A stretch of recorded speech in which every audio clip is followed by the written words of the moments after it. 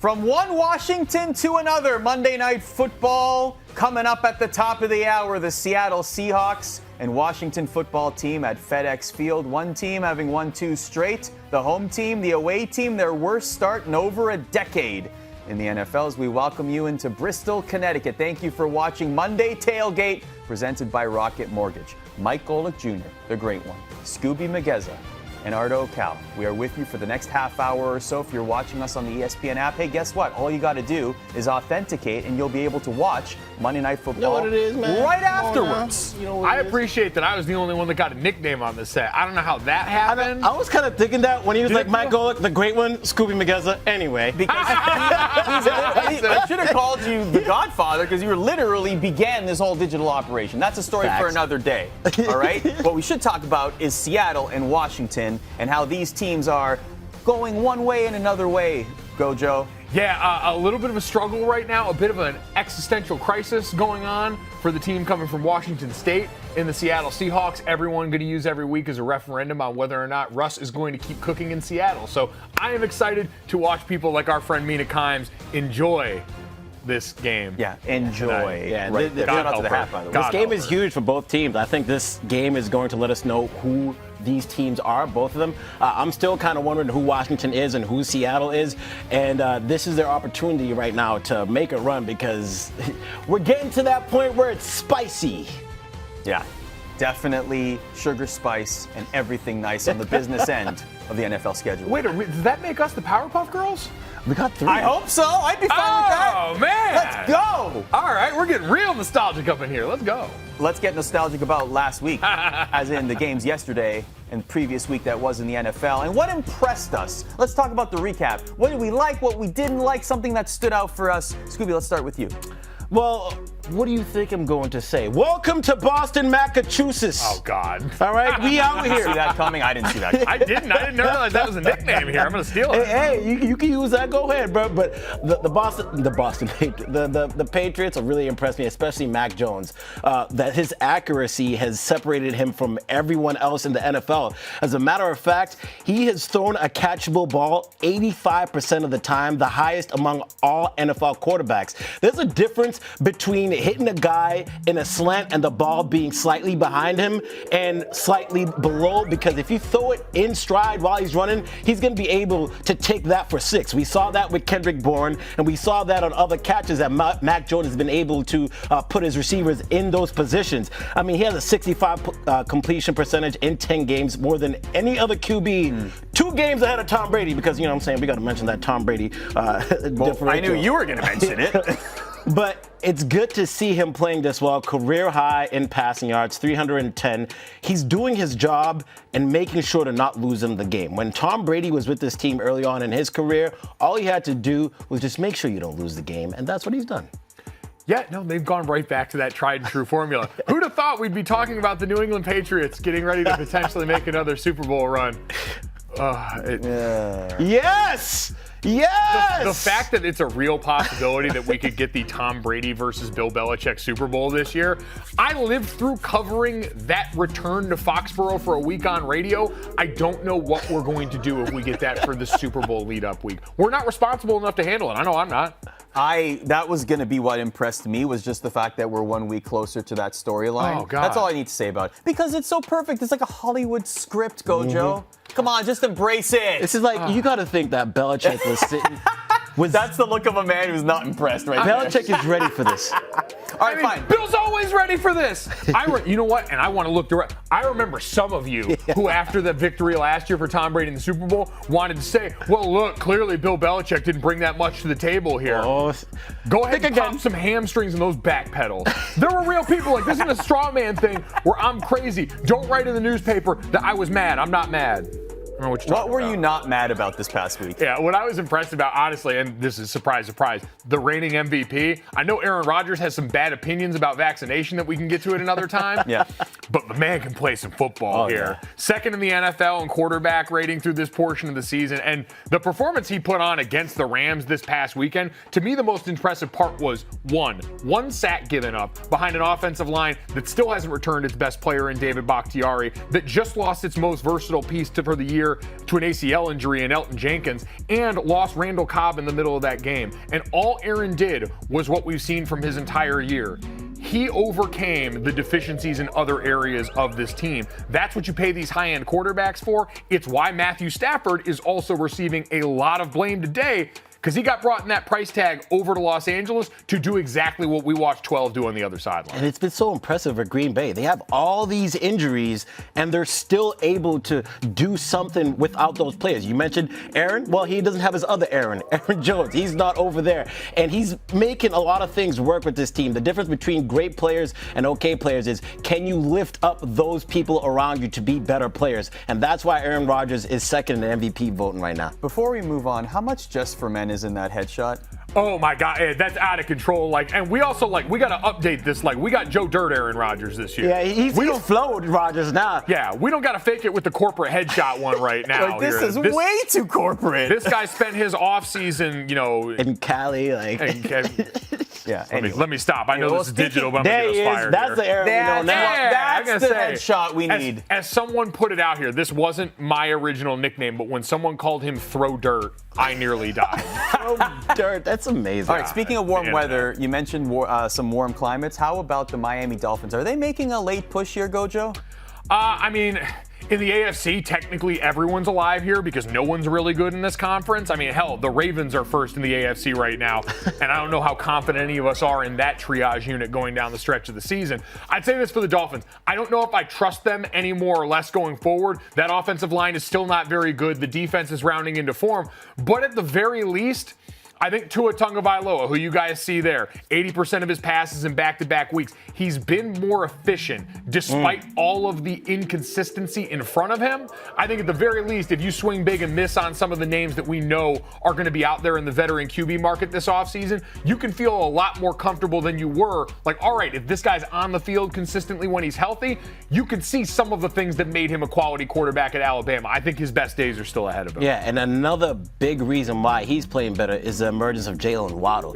He's really established himself as the number one wide receiver on this team. And yes, they thumped the Panthers, but real quick piece of information, Panthers had the number one passing defense in the NFL going into that game. And they were able to pick them apart with Tua. Ever since he returned from injury reserve, Waddle is the third most targeted receiver and leads the league in receptions at that time. To have that weapon in him and the accuracy of Tua, I think they're on the right track, but you still ain't doing nothing against my Patriots. I'm just letting y'all know now, man. Come on. All right. What is it, Massachusetts? Did you make that up? If you did, I'm going to give you credit for that. I know I gave him a nickname. So the game with the Buccaneers and the Patriots, the camera cut to a sign and it says Massachusetts. Oh, so you didn't make it up. Okay, so we can move on from it. Never mind. It's like it's mine now. It's like every other town in Massachusetts. When you see it on the written page, you're not sure how to pronounce it, and it comes out sounding completely different. That could just be how Massachusetts looks on paper. Fair enough. All right. Accuracy, not a word that you would necessarily describe with Cam Newton right now. What are we saying about the honeymoon phase in Cam Newton right now? It may have always been overblown. The rest of this team on offense isn't good. Skubie just mentioned the defense, but offensively, there hasn't been an offensive line there to protect in a while. DJ Moore has struggled to look like the guy we've been used to seeing, and Cam's also been there a week. I understand he's familiar with where to go in the building, where to park and all that stuff, and the people that love him around there. Still got to play football. But Matt Rule and Joe Brady and company, this is different stuff than Cam was doing. There's a getting to know you phase here. Oh, man. I'm back, baby. Listen, Cam could and should be your starter for the rest of the season, because this move to me was about David Tepper, your owner, wanting to make sure you stayed relevant down the stretch of what felt like a lost season and a bad gamble on Sam Darnold. He ain't going to be your quarterback in 2022. We knew that already. And if you didn't, this game. Yeah, and it's kind of a spiral that they're going down. So you got Sam Darnold that didn't work. You got Cam Newton that didn't work. Who are you going to get in free agency because Russell Wilson and Aaron Rodgers aren't going to go to Carolina? And then in the draft, what quarterbacks are we seeing that are really impressing? Not really any this year. So it's a spiral. Cam, I love to see the energy, but I think it's that time. All right, Skubie, I'm going to start with you on this one. The Odell Beckham era has begun. I did not make that up. That's a SportsCenter Snapchat thing. I will give them credit. But they haven't won a game since Von Miller and Beckham Jr. have come to the team. So what are we thinking about this? You know, I think we're underestimating the effects of Robert Woods on that team because he was the energy guy. He blocked, he made catches, he did all the little things well. And this team is struggling to find that chemistry. And you get that injury, and then you have Von Miller and OBJ come over there. And then on top of that, they're just not playing great football. They're not playing terrible football, but they're kind of mediocre in the middle of the pack. Ever since they started off the season strong, Matthew Stafford has not been protected. He was one of the most protected quarterbacks during their start of the season, and now he's all banged up with a bunch of injuries. So his play has definitely been a big hit. Yeah, I think that's the biggest part of it, right? 3 weeks ago when they were getting ready to play the Titans, they were tied for first in the league, having allowed 8 sacks to that point. They've averaged 3 a game since then. Sheesh. That group has struggled when the game script is like it was last night, when they got to play from behind, and it ain't just all fun and play action there. That, combined with the fact that you're right, according to ESPN NFL insider Diana Russini, it sounds like Matthew Stafford is, as usual, playing with a bunch of ailments. So all of this is kind of broken at the foundation. And then, hell, I know they brought Odell over. We saw him clearly laboring last night on an offense that lost its second-best receiver not too long ago. So there are all legitimate reasons here. And we did the name thing. We bought into the hype and said, all right, look at all this coming together here. You know, that Philadelphia Eagles dream team or whatever. Sure, great Madden team. Awesome stuff there. Hard to work out in practice when no one's healthy. You know what's awesome? Trivia. Oh, I God, absolutely love it. Oh, I always wanted to be a game show host, and I get to be one right here. So let's Can get we hear to a it. game show voice? Where are you going? Dojo, where are you going, I man? think these are whiteboards. Oh, we got to. Oh, you're writing on there. Yeah. Oh. I'm going to get stuff here. I'm going to go Christmas Good to colors, know. too, because the holiday season should have started November. Stay woke. November 1st is what I meant. November 1st is early, man. Not after Thanksgiving. Nah, man, you can't put a limit on the Christmas joy here right now. Seasonal depression. Red and There we go. green, It's that's a cold good and dark up here. Fair enough. All right. This head coach is 4-0 when allowing over 250 rushing yards. Oh, what the hell? 4-0 when allowing. When allowing over 250 These are related to rushing this last week, by the way. Kenny, I do not have the answers here, so you're going to tell them in my ear. My pen's not working. I gotta get a different one now. Oh, a crucial error from Mike Golic Jr. does not get a marker that works, and we are running out of time. You got to go with the I'm quickness. going to go Bill Belichick. Oh, no, another pen that doesn't work. What That kind is a non-answer of from budget Mike do we Golic have Jr. here? Mike Boss, fix it. My answer would have been John Harbaugh. Well, there's nothing on there, so I can't read it. Bill Belichick, is that correct? It is! Oh, Skubie! Let's go. With a 1-0. Did you get a pen that works this finally? marker works. Let's go, Pats. We out Question here. number 2. This team is the first team this season to score a touchdown on a 10-plus play drive with 0 completions. Ooh. Okay. I think that. We'll switch it on the graphic as well in just a second. I'm going Panthers. At least your marker works now, Gojo. I'll go with the Patriots on I back-to-back can barely answers. see it on that screen. Yeah, because it's orange and there's lights in here, Arda. How dare Panthers. you? And the answer is... Oh, wow. Oh! I'm bad at trivia, man. All I right. told you guys. Question number 3. 3 players have 150 rush yards and 2 rush touchdowns in a game this season. Who are they? 150 rushing yards, 2 rushing touchdowns. 3 players. Oh, my God. We made these really easy for them, didn't we? 49ers. It's players. 3 players. 3 players? Well, all the players on the 49ers. All of them. You're just hedging your bets and picking every single player. Who's you got? I went A.J. Dillon, Damian Harris, and Deebo Samuel. Is that correct? Let's show. Any of those correct? Any of them. I mean, again, like I told you, I just red brain on all this stuff. Like, those are obvious answers, and I'm stupid. When was the last time the Jets had a winning record at any point in the season? Oh, that is a rough question. That is tough. The year? They haven't done it this year. Oh, that's unfortunate. Rex Ryan. Yeah, Rex Ryan. No, I'm is gonna go my with Rex. answer. I'm gonna go with Rex too. I know that's Is the not a answer year, but I Rex don't have to play Ryan? by your rules. Is the answer You can't- 2001? 2017 was the answer. How about okay. that? Matt Stafford has thrown a pick Bowles. six. Matt Stafford has thrown a pick six in 3 straight games. Who was the last player to do that? It was in 2013. That's your hint. Oh, I actually saw this the other day too. I don't 5 know seconds. about that. You know what? Just shout out your answers. I know this We don't isn't need the to I'm right. gonna go Tom Brady. Longtime Tom Brady. quarterback. Tom Brady. You know Tom what? Brady. Like, I know this isn't the answer, Tom but I was Brady. shocked it wasn't Eli Manning because I thought for sure it was one of Who those is it? early Give us on. Tom Tom Brady Brady has done stuff like that before. No? Oh, man. Matt Schaub. Matt Schaub. I forgot about him. I was to use him in Madden. All right, let's give you a true or false question. Let's give you a true or false question. Odell Beckham's touchdown was his first in more than a calendar year. True. True. Yeah, I'm gonna go true as well. True's the correct answer. Yeah! Only one team has held a 7-point lead in every game this season. Which team is it? Oh, look, we got a bell. That's nice. Colts. Probably the Patriots. The Vikings Oh. is the correct answer at 5 and 5 and 6. Can you 6. believe Oh, that? man. All right, last question. Tell Kirk Cousins to figure out the right butts. Dan Orlovsky said all the butts look the same. He's a liar. Our butts are special and unique up in the offensive line. How dare you? Debo No, Samuel right is the here. 4th player, and now all I'm thinking, now you say butts, all I'm thinking of is the whole Jeff Saturday, Peyton Manning thing from the Manning cast where he's like, he likes to be spanked. Yeah! Debo say? They know what we Samuel like. is the 4th player in NFL history with 1,000 receiving yards and 5 rushing touchdowns. Can you name the other 3?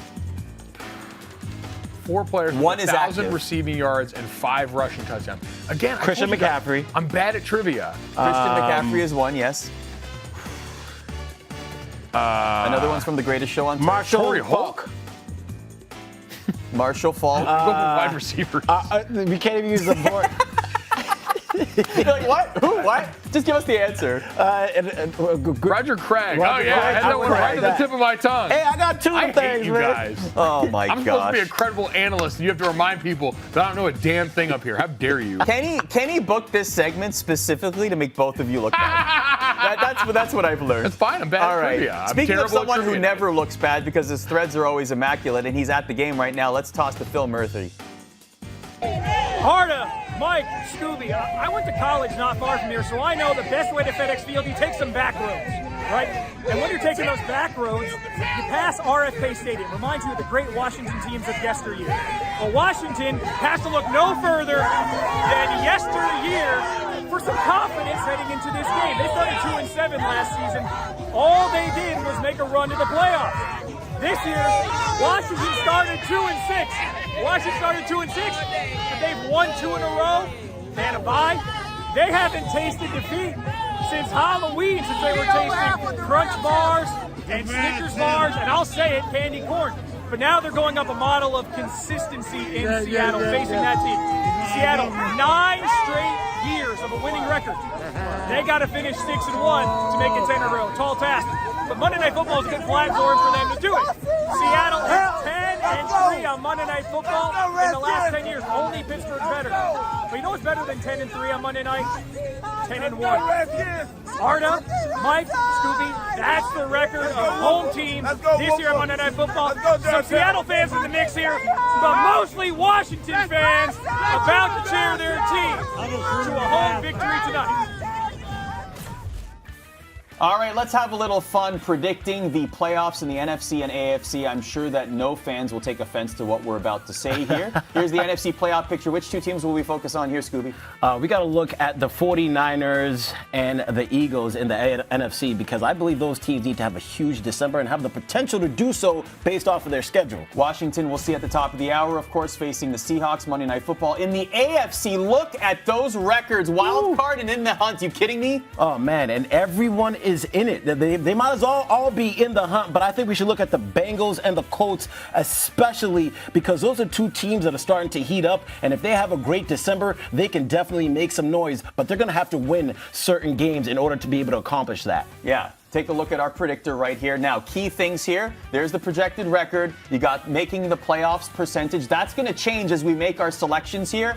and winning the division as well. But that middle percentage is what you really want to focus on. And how about these percentages? No gimmies for the Bengals. You kidding me? Look at this strength of schedule. I know, they got a tough remaining schedule. When you look at it, I mean, they got the Chiefs here, the Ravens, who just played well, and they got the 49ers. These games are 55% and below. So as we look at the first game with the Chargers, let's say they lose that game. I know you got them as losers. I just put it by percentage, but please tell me. All right, so the Chargers, I think they can definitely get that game. That one's definitely going to be a toss-up, so I'll give them the win in that game. The 49ers playing really well. Let's give them the loss in that one. And then the Broncos, we'll leave that empty. Ravens. No prediction. Because right now they got a 32% chance of making the playoffs when you look at all this. So 32% of making the playoffs, and when you add that game, what does it do? Yeah, look at the Browns game. I think is going to be very important here. Look at this. If they beat the Broncos, even here, 96% if they beat the Browns, down to 20% if they don't. So if this holds based on their percentages, that Browns game is going to be extremely important. Battle of Ohio. Yeah, exactly. Their last two games of the season is really where it's going to play a difference for them. They got the Chiefs and the Browns. And then the Colts, man, that's a team that had a tough loss this week against the Buccaneers. I think they had a real great chance to win that game. But, all right, first game against the Texans. Obviously. I'm kidding. Let's go with. All right. That's 48%. Okay, Patriots. Oh, I don't know. Patriots? I think they take the L there. I don't know. I think they take the L against the Patriots as well. All right. We got it now. So look at that. Just from that, 48% down to 29% from that one game. And then they got the Cardinals. Cardinals, that's a tough one. Let's say they lose that game as well. And then they got the Raiders and the Jaguars. Give them what you want, Arda.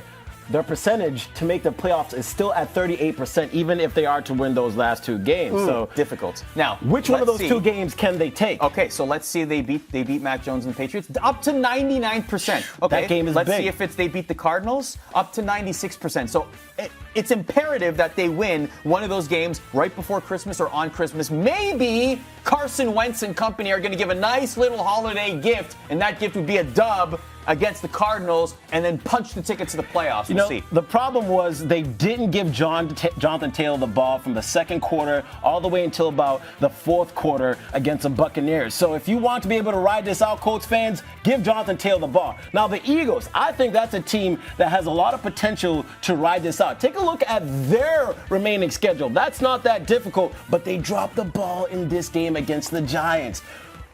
Go ahead, Arda. Well, I'm just looking at these percentages. 65, nice. 63, 60, 51, 40. I mean, that's a pretty favorable percentage structure here. So if I were to say, okay, fine, based on the numbers, like if I'm just going purely on math, still 60%. I mean, what if they win all of their games? They essentially have to win out at this point in time. And I think that they're very capable. This organization has never lost to the Jets. All time, the Eagles are 11-0 against the Jets. So we automatically got to give them that win. I don't think they're going to lose against them this time. And then against Washington, you're going to see that team twice. Tonight is when we really will find out who Washington is, and I think it's the same case scenario for the Seahawks on who those teams are. Giants, they need to make up for that. Now, this game against the Cowboys, that's where things get spicy. We've seen the Cowboys play well, and we've seen them play bad. So the Eagles... you control your own destiny, Eagles fan. Just for argument's sake, before we move on to the 49ers.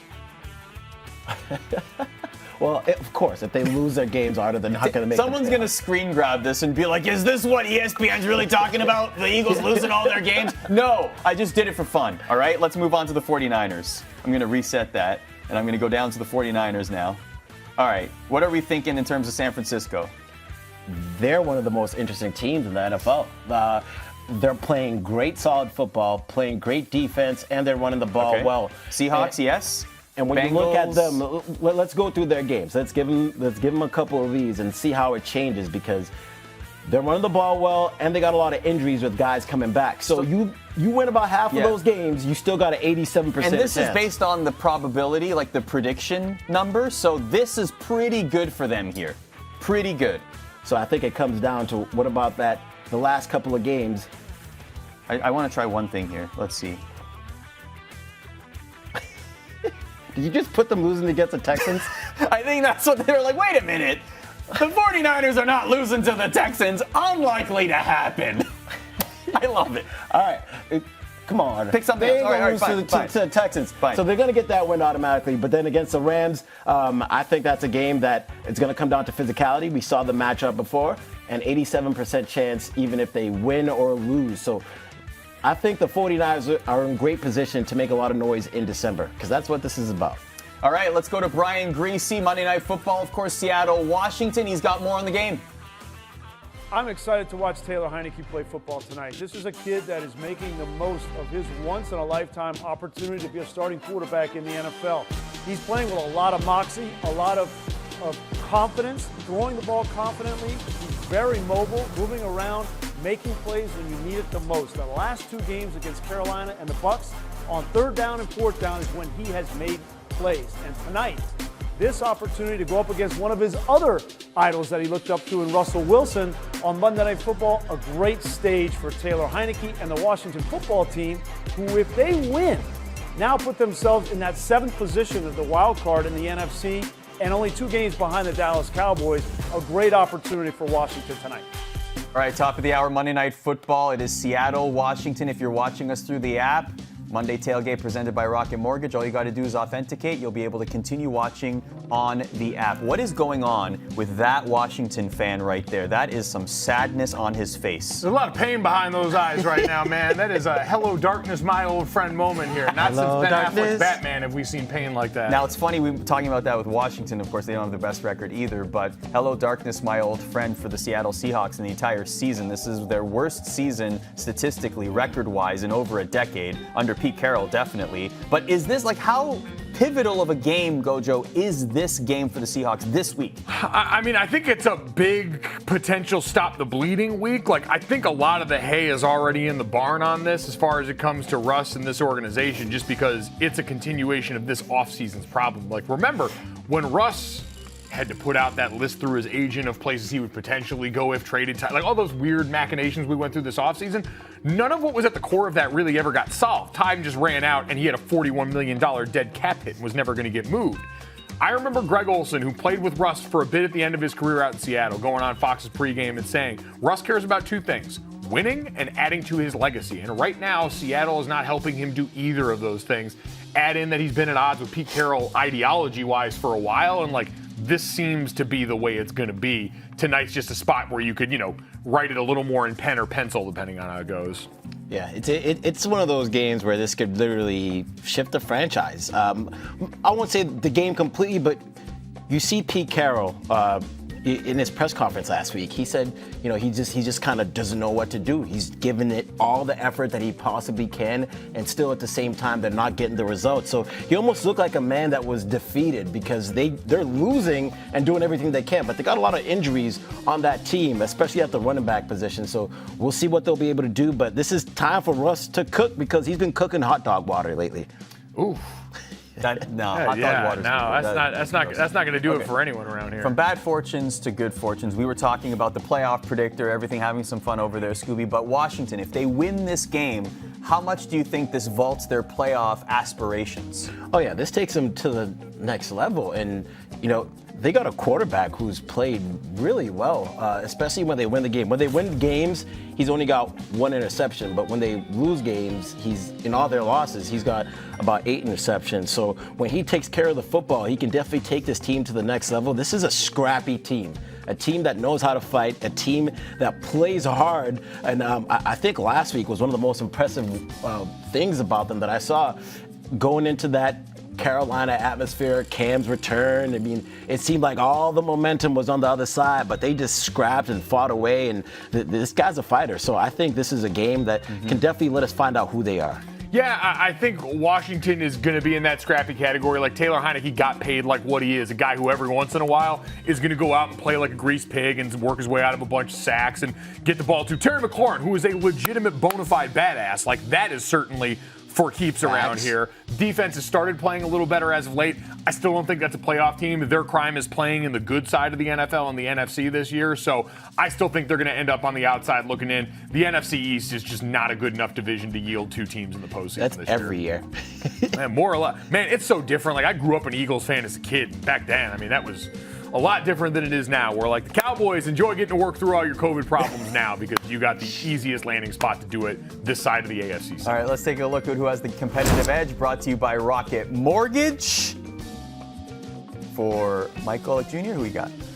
The competitive edge, I am going the aforementioned Terry McLaurin going up against the Seattle Seahawks secondary here. I believe 24th in pass defense in terms of DVOA, the Football Outsiders metric for efficiency on that side of the ball. Terry McLaurin, ever since he really suited up for the Washington football team, has been an absolute fiend, no matter who's been at quarterback at that spot. So I trust him implicitly, especially going up against the pass defense that, hell, if you throw the ball in the direction of Jamal Adams, things will probably work out well. Yeah. How about for you, Scooby? I'm going with the rush offense in this one. I think that's going to be playing a really big part in this game. The Seahawks are missing a number of their guys, but they're going to need to depend on them in this game if you want to be able to depend on that play action and get Russ cooking, because he always leans on that run game. So I think this game will be big for them with their rush offense, and they'll have that competitive edge if they're able to get it going. I'm going Seattle in terms of predictions on this one. Gojo, who you got? I'll go Washington. I'll bet volatility. This Seahawks thing seems broken in a lot of ways, including with Russ's thumb only a couple of weeks from that pin in it. So I'll go Washington finds a way. I have Russ on my fantasy team. I'm down like 14 points. I'm going Seahawks. Come on, bro. Cook, please. Thank you for watching Monday Tailgate presented by Rocket Mortgage. Enjoy Monday Night Football, everybody.